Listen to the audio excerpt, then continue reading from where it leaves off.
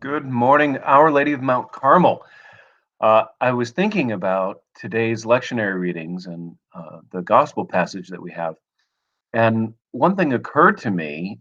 It is a curious thing that Jesus commands us to love. Let's consider if we were at school and your teachers commanded you to to walk on your hands all day, or if I directed you to only use your left hand for all of your schoolwork through the whole day. Imagine trying to do that. I mean, there would be some fun that would come of that, but by and large, we wouldn't succeed very well.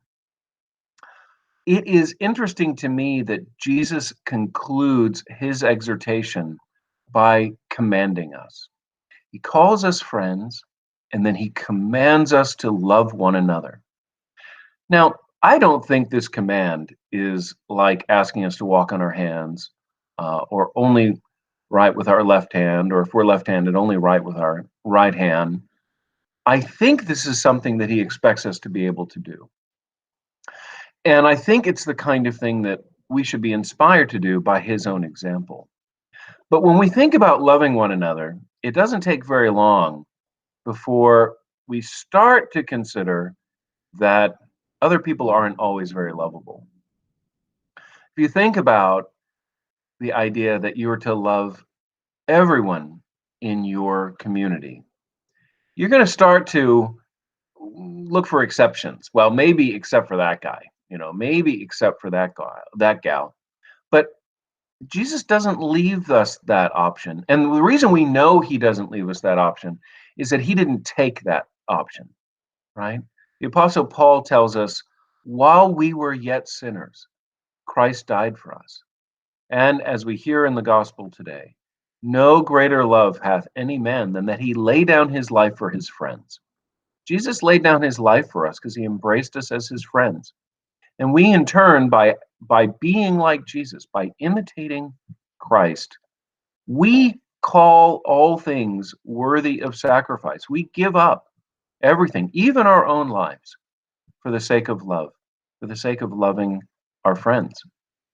So, my friends, you are very fortunate that in this terrible time of lockdown, which thankfully looks like it's going to be easing a little bit this weekend, we can get out. I know all of you are going to be playing golf, right? That'll be nice. I hope I see you out there at a distance, at a safe social distance. I hope I can get on the golf course.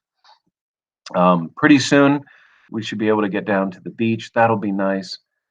But the reality is, this time of lockdown's been pretty tough.